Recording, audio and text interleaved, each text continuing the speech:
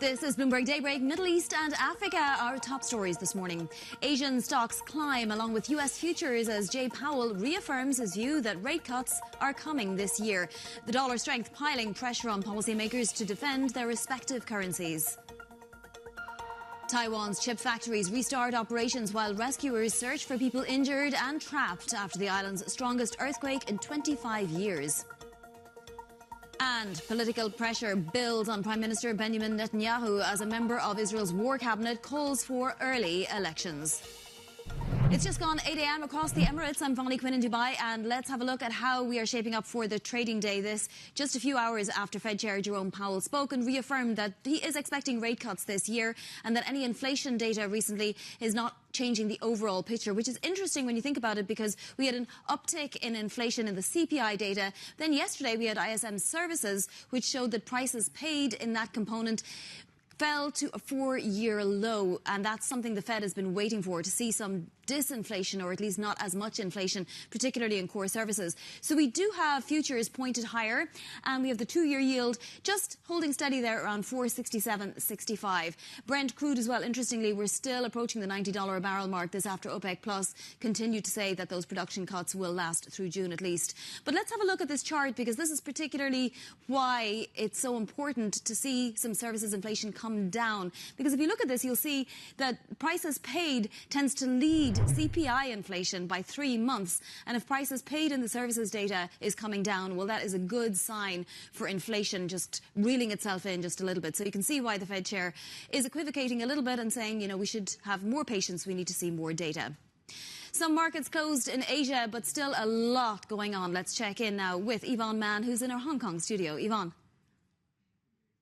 It was China, it's Hong Kong, Taiwan markets that are closed, the Qingming holiday. So we're still dealing with that dollar drop in the last 24 hours, as you mentioned here, on the back of that ISM services data, on the back of some of those comments that we heard from Jay Powell. So that certainly is sending some, I guess, relief across these markets here in Asia. You are seeing stocks like Japan, we're up close to 1.5%. We're pared back a little bit in the last few minutes. There has been news in the last hour or so about a magnitude 6 earthquake that has hit Japan near the east coast of Honshu. So certainly that's one to watch here as we continue to see the recovery efforts in Taiwan as well. We've heard the likes of TSMC set to resume operations also. But certainly what we're seeing, the chip sector certainly is what's lifting the Kospi here this morning as well. And despite all this dollar weakness, and most Asian currencies are actually benefiting from this and really taking a breather here today, you're still dealing with a pretty weak G10 currency, which is the Japanese yen. It's the only one that really did continue to stay weak on the back of that dollar weakness here. We're still traveling around 151.67 here and 724.89 for dollar China as well. So EMFX is catching a slight sort of pause here this morning, but we really are continuing to see commodities take all the spotlight here, particularly when it comes to gold. Not just oil, as you mentioned, Vonnie, but gold still hovering on those record highs at 2,300. Silver is catching up. We're around 2-year highs here right now, and copper as well. We've seen the highest since January of 2023. So certainly there is a bit across the commodity complex here, with the exception of iron ore. We talked about those chip makers as well. You take a look at what's going on in Korea. It's really about SK Hynix. They've invested nearly $4 billion in this U.S. plant in Indiana. So it certainly is one that's catered to innovation around the AI story. So that certainly is the first of its kind that we've seen from the company. So that's lifting the stock up some 4% in Seoul and really lifting some of the other chip makers as well. Renesas in Japan up some 3%, Bonnie. Yep, a nice halo effect there for a Thursday. And of course, Hong Kong back trading tomorrow again. Yvonne, thank you so much. Yvonne Mann is in Hong Kong. Well, adding to the optimism around chip makers, Taiwan's chip makers restarting operations after interruptions caused by the island's worst earthquake in 25 years. It killed at least 9 people and injured more than 1,000 others, toppling dozens of buildings. Our reporter Chen Hua-Wan is in Taipei and joins us now with the latest. So what can you tell us? What do the authorities know at this point? Well, hi. Right now, Taiwan government is really focusing on saving out the trapped people and getting in contact with people that are lost, missing in the mountains. And according to the latest data that we can see, there's still hundreds of hundreds of people that are trapped inside mountains, tunnels, and mines. And but the good news is that, according to the latest data, the people that are missing has gone down by a couple of dozens. I've seen on local media saying that some staffs from the hotel that were missing, they successfully got in touch by because the rescue team has been sending out drones into the mountains to seek for the missing people.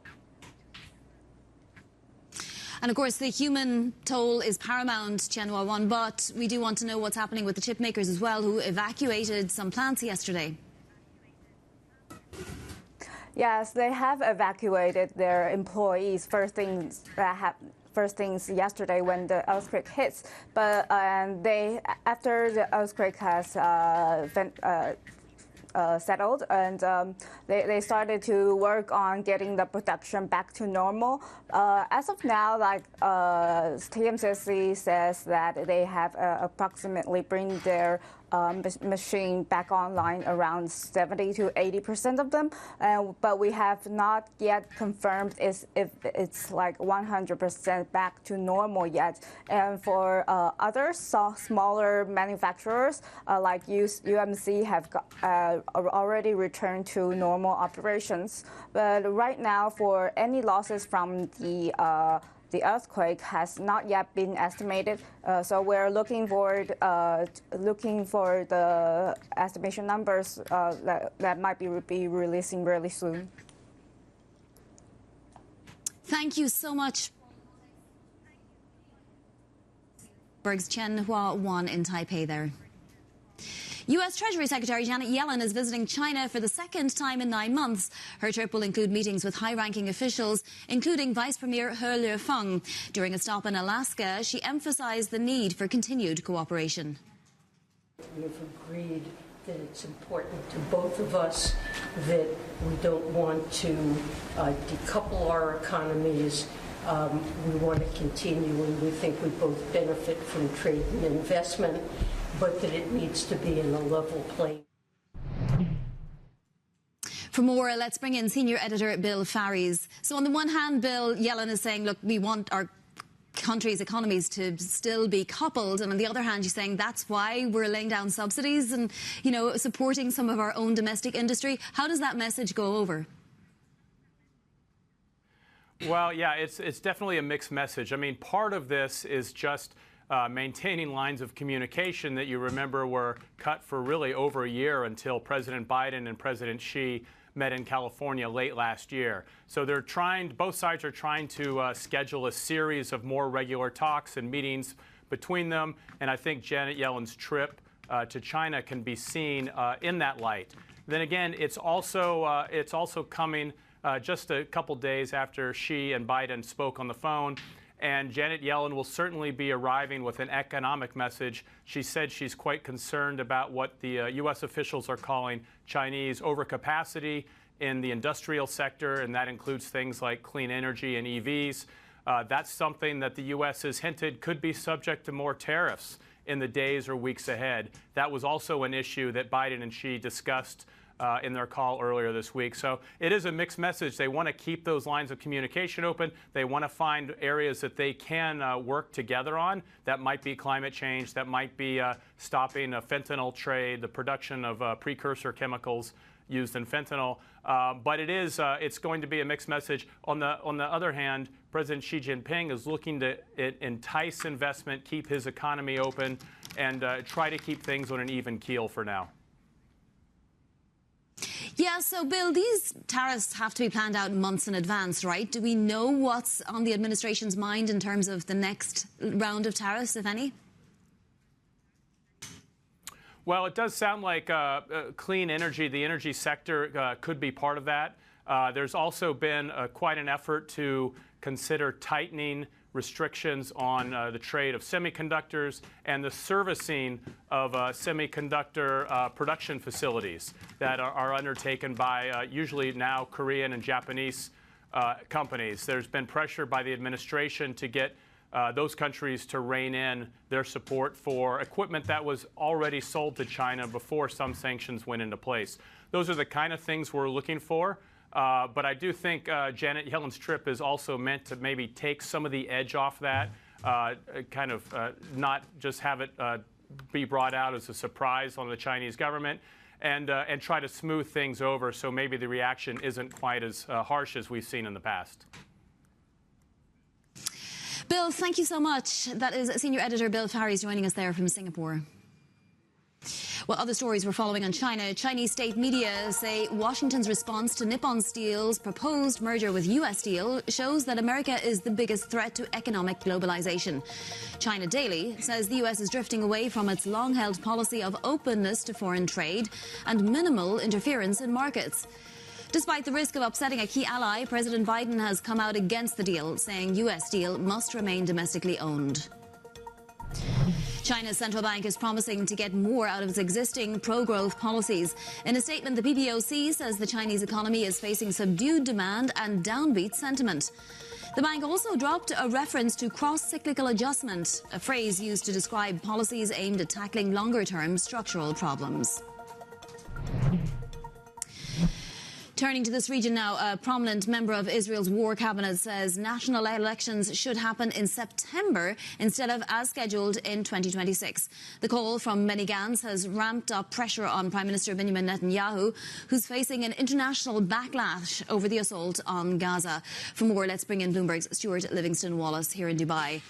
To an extent, this is something we've been waiting on, right? Benny Gantz hasn't been happy with Netanyahu for some time, although he does support an invasion of Rafah. Yeah, and in fact, all the sort of the red lines, the things that are really annoying the international community, I don't think they change under him. You know, he said fundamentally that the goal of this conflict is the same as Netanyahu's. We've got to eliminate the Hamas leadership. The only way we can do that is to go into Rafah. However, I would say that he's probably been eyeing the opinion polls.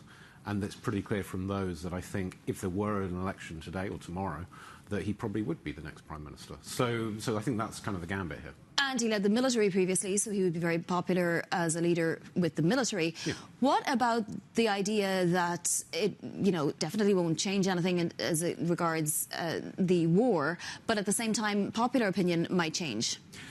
It will. I mean, I think what's going on in Israel right now, you've got this very strange situation where they are incredibly divided politically, and you've seen at least tens of thousands, if not perhaps 100,000 people out on the streets of Tel Aviv protesting day after day after day. But at the same time, there is this sense of unity within the population because they've seen how most of the international community has reacted to what's going on in Gaza, and that's kind of drawing them together. And they do feel isolated, but at the same time, I think it gives them that, a much stronger sense of nationhood. And so you've got those two very bizarre sort of factors going on at the same time.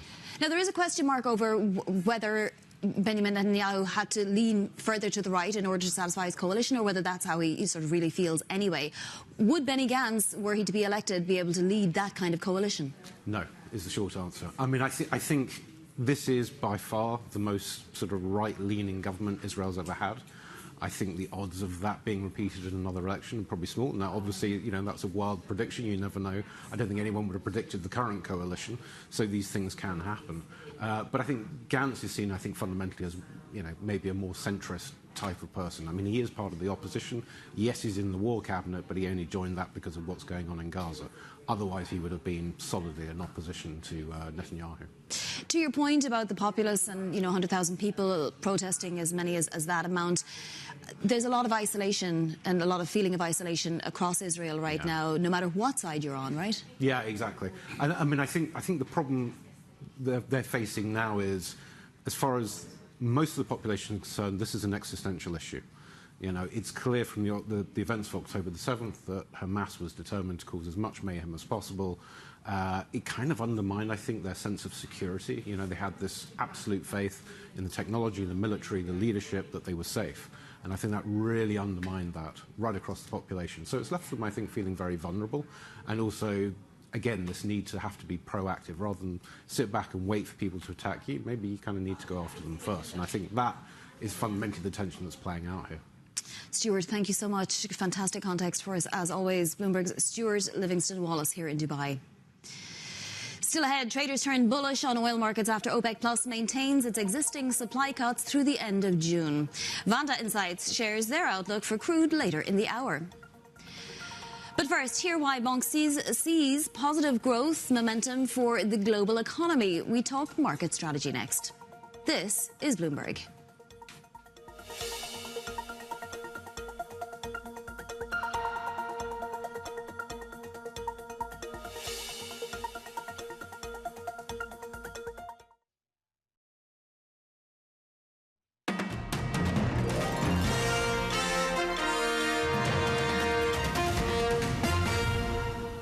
These recent data do not, however, materially change the overall picture, which continues to be one of solid growth, a strong but rebalancing labor market, and inflation moving down toward 2% on a sometimes bumpy path.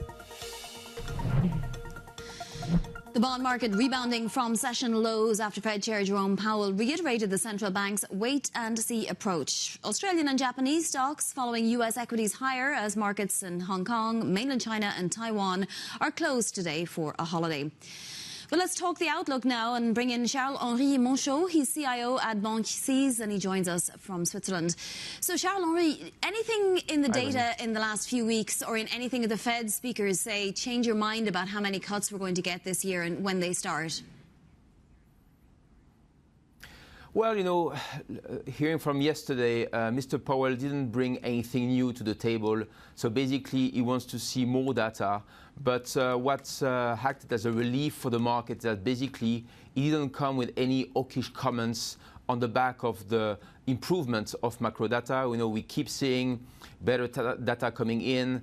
If you look at the Atlanta GDP nowcast, model, we are talking about 2.8% Q1 GDP growth. Inflation looks to be sticky, but we remain this paradigm where the Feds still believe that they will cut rates in the second half of the year. And this is something which pleases market because we are seeing growth being better than expected, at the same time still expecting some rate cuts later this year. So why then, Charles-Henri, are you raising your guard? You say you're tactically raising your guard at this point.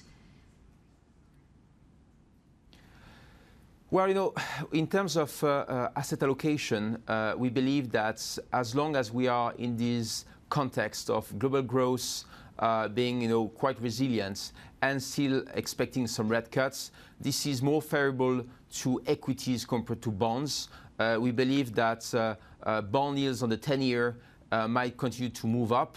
4.5% is probably, the pain thresholds for many risk assets. But, if we look at the global context, yes, it's still better for equities than bonds. There are reasons to be also fearful in the equity side because, yes, valuations are quite elevated. Maybe the sentiment by the market is overbought. But again, looking at steady EPS and also growth beating expectations, it's still time to favor equities over bonds. How does these move in commodities impact what we're going to see near term? So on the one hand, there might be some more fears about inflation ramping up, but on the other hand, it's good for other parts of the market and not just AI and tech, right? Exactly, that's a very important point. So commodities are definitely breaking out. We can also see that it's broadening. It's not just energy, it's also copper. It's gold, it's silver, so you can see there is a broader move up on the upside by commodities. Yes, as you mentioned, Vonnie, that's an issue in terms of headline inflation, but this is also an opportunity to, let's say, diversify equity portfolios. Remember, 2023 and the first quarter of this year were mainly led by tech stocks, mega cap tech stocks. Now it's time to look at the rest of the markets. We like energy, for instance. Materials are also starting to improve. So it's time to look at other style than just growth and look, for instance, at value and also some small caps. So that's the good news for the market, that the advance is broadening, market breadth is improving, and that's a positive. Do we see 3,000 on gold this year, Charles-Henri? We've seen a record every single day this week, for example, and now that we continue to get sort of a green light on rate cuts this year, gold just is in its heyday. How long does it continue? Yeah, we have some positions on gold as a macro hedge. What is very interesting with gold is that despite the fact that ETF inflows are not improving and that the dollar is strong, gold keep moving up. That's because central banks are buying a lot of gold, but also because we live in a era of fiscal dominance. In the era of fiscal dominance, someone needs to pay for rising government debts, and that means that real rates at some point needs to go lower. If real rates go lower, then you need to buy gold. And the market is starting to position for this. So we keep gold. We believe that gold can move higher. 2,500 is the first, let's say, technical target that we have. But we have been holding gold for some time, and it remains a very interesting macro hedge. You know, currencies have had a very quiet time, a very calm time until fairly recently, right? And suddenly we're seeing a lot of rotation, a lot of sort of upset in currencies world, whether it's the yen or the yuan or other currencies. Do you continue to see that as we await the Fed's first move? Well, you know, what is interesting is that currently within the G7, many central banks are watching each other. So I'm here thinking about the Fed compared to EDCB and also Bank of England, and they are in a wait-and-see mode. So as long as they are in a wait-and-see mode, probably we are not going to see any brutal move, you know, on the forex side. The only one that we find very interesting, because very undervalued, is the yen. And we believe that the yen could appreciate in the near term against the dollar. For the rest, if you look at euro dollar, for instance, it's quite steady because basically the ECB seems to be waiting for the Fed to move before starting to move as well. So that's probably why we don't see huge volatility on the forex side for the time being. Well, thank you very much for your insights today. We really appreciate you joining. That is Charles-Henri Monchot, CIO at Banque Suisse, which is based in Switzerland, and he joined us there from Singapore. Plenty more is still ahead. This is Bloomberg Middle East and Africa.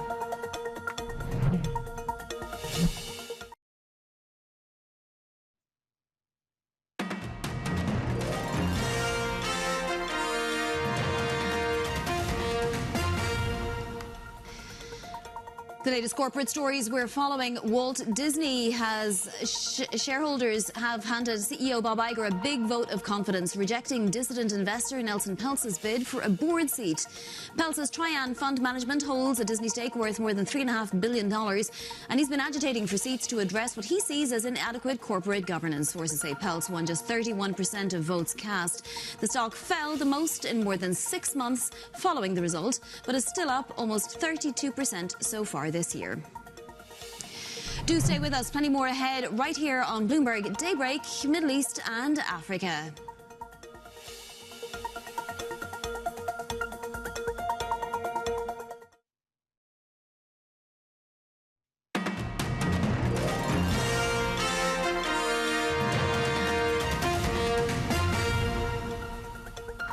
This is Bloomberg Daybreak Middle East and Africa. Our top stories this morning. Asian stocks climb along with U.S. futures as Jay Powell reaffirms his view rate cuts are coming this year. The dollar's strength piling pressure on policymakers to defend their respective currencies. Taiwan's chip factories restart operations while rescuers search for people injured and trapped after the island's strongest earthquake in 25 years. And political pressure building on Prime Minister Benjamin Netanyahu as a member of Israel's war cabinet calls for early elections. It's just gone 8:30 a.m. across the Emirates. I'm Vonnie Quinn in Dubai, and let's see how we're shaping up for the Thursday trading session. Might be a little bit of a quieter one across Asia with some markets closed, but certainly a lot to trade on later on in the day in Europe and into the United States. And you can see we are pointed higher on futures. This after very, very minor moves yesterday for the major indices in the US. But of course, there was a lot to trade on after the data and Fed Chair Powell spoke. He reaffirming the fact that we are going to see rate cuts and that it'll be later in the year, but that we need to have patience. More data needs to come in. And interestingly, we saw ISM services coming in yesterday, which showed prices paid for services dropping to the lowest in 4 years. Something the Fed has been really watching very closely and waiting for that to come down. Finally, maybe it is. So we also had the 2-year yield. It's just down another basis point now at 468.06. And then crude oil. We're continuing to pressure that $90 mark. This after OPEC Plus said that it was going to continue with those production cuts right through June. Let's have a look at this chart, though, because I want to point out why it's so important to watch ISM services. It's not just because the Fed is watching it, and particularly core services, but it's also because if you look at the blue line, you'll see that's the prices paid that I was talking about a moment ago. That tends to lead CPI inflation by about 3 months. So if the trend continues, then we could see CPI inflation coming down, reining itself in just a little bit more, which would give the Fed more of a green light. But again, as I said, even with some markets closed, there is a lot going on across Asia. So let's get to Yvonne Mann in our Hong Kong studio to find out more. Yvonne. Yep, Hong Kong is under a break here, as well as China, Taiwan. So some key markets that are closed, as you mentioned, Vani. But certainly we're seeing a calm across these markets, as you mentioned, with Jay Powell's comments, which he didn't really say anything new, but it was enough to send a relief rally for the dollar and, of course, risk assets here today. And it was that ISM services number, which did show those benign price pressures, could suggest that rate cuts could go ahead. So that debate about whether it's 2 cuts or 3 this year rages on. That job support tomorrow could maybe determine those 2. So certainly that's one to watch here today, but you're watching very closely here. Equities are basically bid up across the board, with Japan, Korea leading up the way. It's really what we've been seeing across the dollar moves as well in the last 24 hours.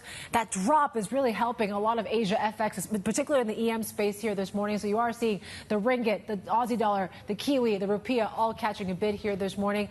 And really what we're seeing across bonds has been pretty mixed overall, but we are continuing to see a bit of red when it comes to what we're seeing in the sovereign. So a little bit of reversal from what we saw from treasuries, but you're watching commodities very closely. So despite this dollar strength we've seen of late, commodities are really unfazed by what's been going on with the dollar strength. You continue to see when it comes to gold, it's still at record highs.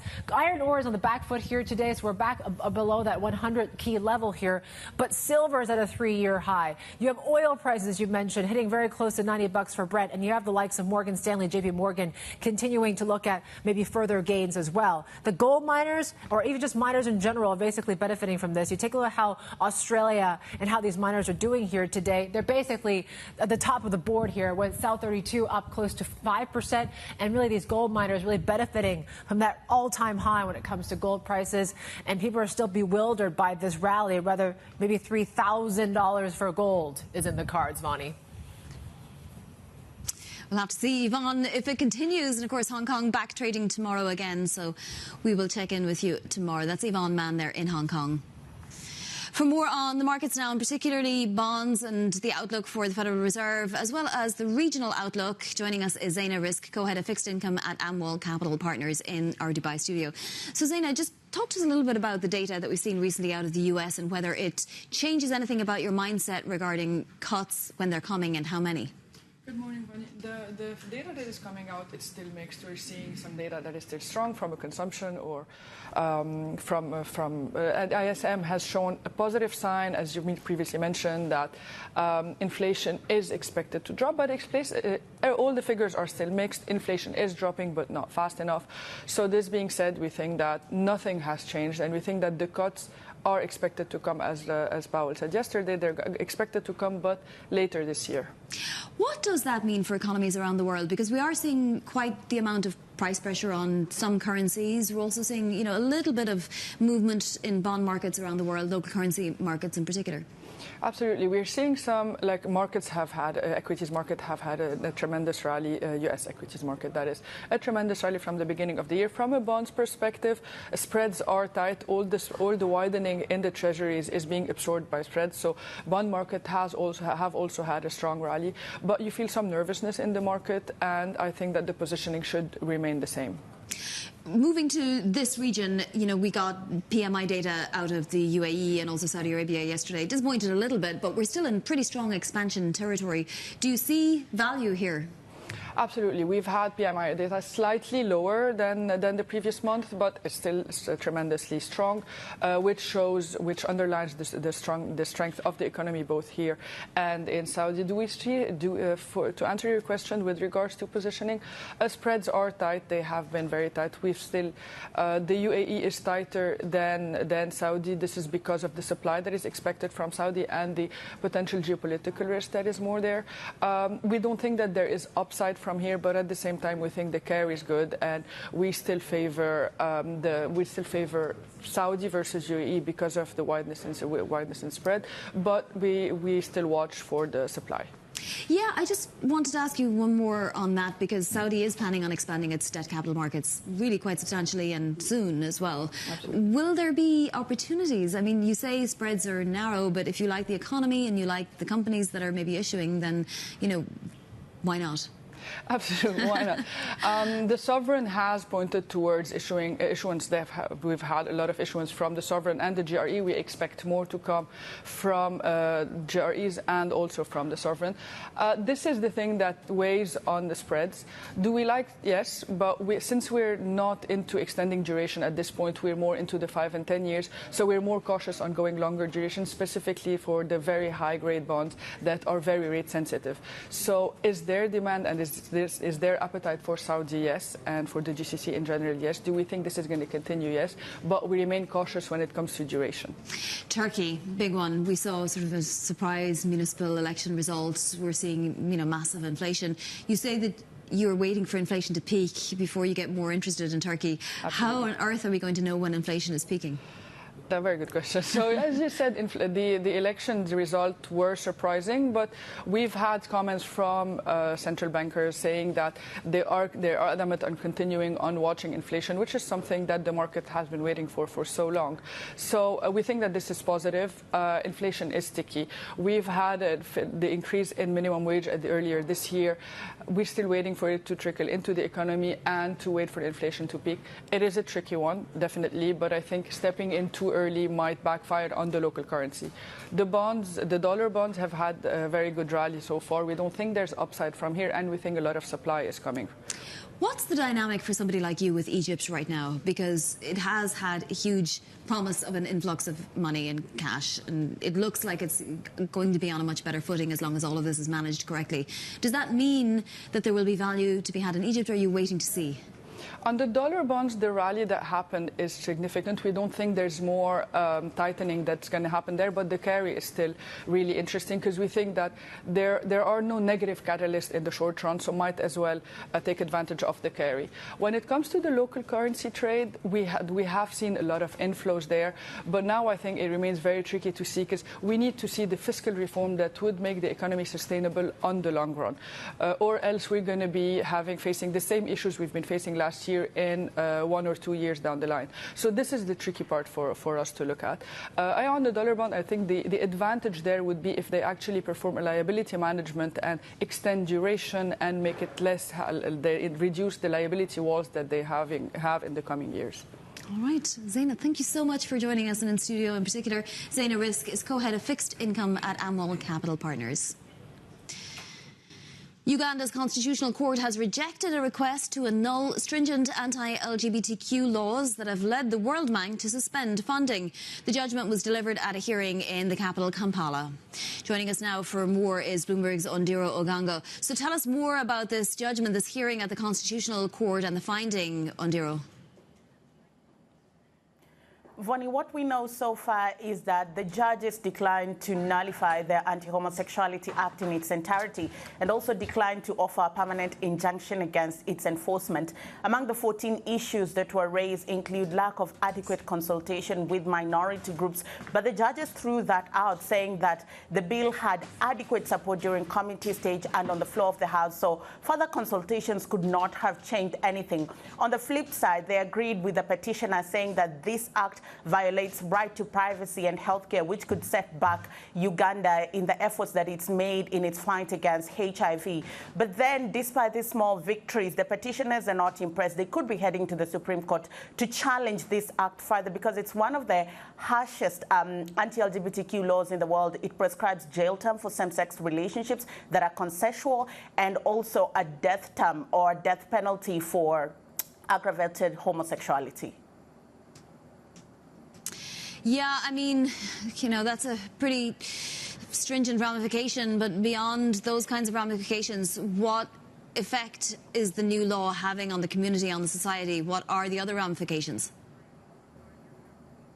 I like that you mentioned that, because outside of just having human rights ramifications on Ugandans, it also has ramifications on their economy. The World Bank has frozen new funding, and as a result, we saw the shilling decline. And so the central bank had to tighten its rate to try and buffer their currency, and the government had to review their 2023-2024 budget, almost cutting their quota according to their size.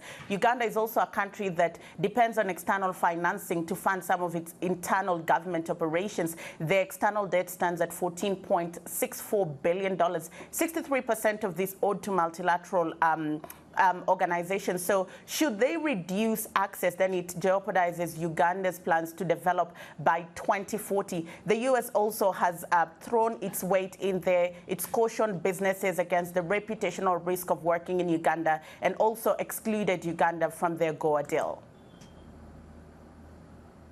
Ondiro, thank you. We'll check in with you as soon if that reaches the Supreme Court and the highest court in the land. That is Bloomberg's Ondiro Oganga. And a reminder to catch Africa Amplified tomorrow. That's our monthly deep dive into the continent's biggest stories. This week, the show takes a look at the historic rise in cocoa prices and why the same factors are impacting other soft commodities. Catch Africa Amplified at 6:30 a.m. Johannesburg time, 8:30 a.m. in Dubai. This is Bloomberg.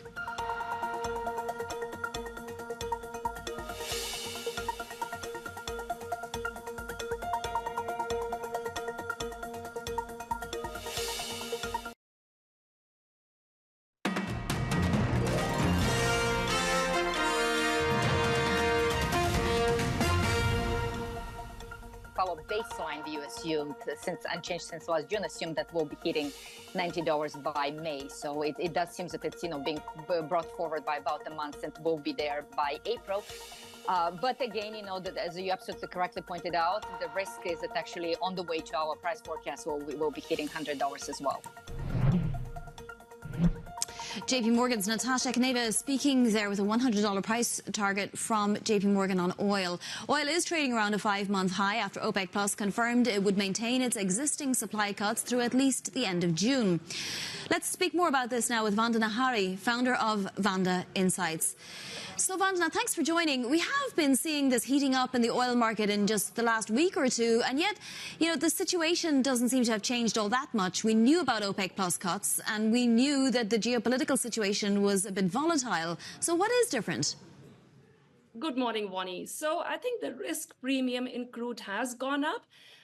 Particularly since Ukraine began its spate of drone attacks against Russian refineries, and you'll recall that happened pretty much through March. And of late, we've seen, it's a two-pronged risk premium in crude. So we've also seen the Middle East tensions bubble up again. More recently, of course, this week, the tensions between Iran and Israel came to the fore. With the missile attack on the Iranian embassy in Syria. So it's, I would say, about $12 to $15 per barrel of risk premium, essentially stemming from fear, more than an actual reduction in supply, fear of supply disruptions from the Middle East. Exactly. So in that context, is $100 a barrel, that forecast that JP Morgan is putting forward, just a little bit too optimistic? I would say let's be a little beware of a confirmation bias. When prices start going up, it's quite typical that when they approach 90, people start talking of $100 a barrel. It's not my base case, Wani. As I mentioned, there is a $12 to $15 risk fear premium, essentially, let's call it that. If we do see some of that fear recede and supplies not actually get affected to the extent perhaps that the market is fearing they might, I think some of this froth should settle, in which case we should see Brent probably climb back below $80 a barrel. So could they remain around current levels? Yes, because again, I don't see anything in the near future that would ease these concerns. But at the same time, I really don't see $100 a barrel anytime soon. If prices stay where they are, that's going to please OPEC Plus members, right? But is there any chance that they might put some supply back on the table after the June cuts run out? So indeed, prices are in the sweet spot right now for OPEC Plus. But again, if they are also looking at what I am looking at, which is essentially quite a bit of this current strength in crude is as a result of a geopolitical risk premium, which could ease if conditions were to abate a little bit, let's say in Gaza, and especially if Ukraine were to ease again on the drone strikes in Russia. And we know for a fact that the US has been asking Ukraine to step back from that. So should the conditions ease and prices settle back below $80 a barrel, then I don't think OPEC Plus would feel comfortable in bringing supplies back, because if you're below 80 for Brent and OPEC Plus starts putting more oil back into the market, they are creating conditions for Brent to go back towards $70 a barrel even, which I think is their sort of threshold. So my base case is other things being equal, unless we see some major upheavals in the market on the supply or demand front, my base case would be that they would probably need to extend these cuts further into Q3. I do think they'll continue going quarter by quarter because of the huge uncertainty on both the supply and demand front this year. Vandana, I have to ask you about natural gas. It's obviously a hugely different market in Europe than in the United States, than in other parts of the world, but we saw a huge volatility, particularly in European prices, and then an extreme drop in US prices over the last several months to a year. Does that continue? What's the catalyst that changes the dynamic in the natural gas markets? Yeah, attention has shifted away from the markets for good reasons. They've been pretty calm, as you mentioned. I think the Northern Hemisphere has really benefited, especially definitely advantageous for Europe, in having a second back-to-back warmer winter than usual. So we see gas inventories, gas in storage has been plentiful. Europe, in fact, has the highest levels of gas in storage for this time of the year. So by all accounts, it looks like summer and the restocking of gas through summer for Europe is also going to be quite comfortable. We see benchmark prices in Europe have calmed down. LNG spot market prices have also calmed down. So generally, things have settled. I would say, though, that we have to keep two issues in mind.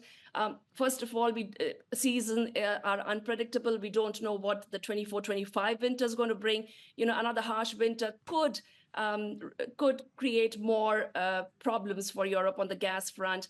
The other factor to keep in mind is that the rewiring of Europe's gas supplies away from Russia is not complete. Europe is still getting about 15% of its total gas imports from Russia, some by pipeline, some by LNG.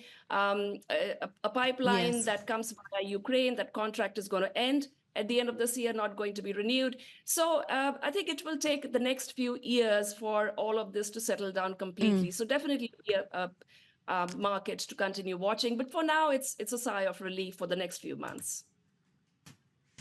Vandana, thank you so much for all of your insights today. That's Vandana Hari, founder of Vanda Insights. Plenty more still ahead right here on Bloomberg Daybreak Middle East and Africa.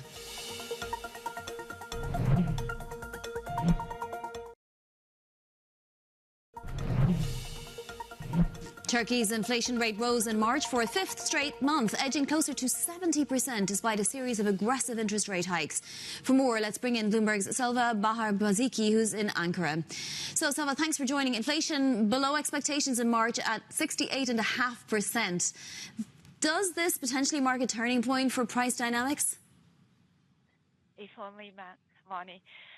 We expect price gains to pick up pace still in the few months ahead, peaking at around 73% in May, and that comes despite the central bank's aggressive tightening over the course of 10 months past, raising borrowing costs, the main policy rate, from 8.5% to 50% just a few weeks back.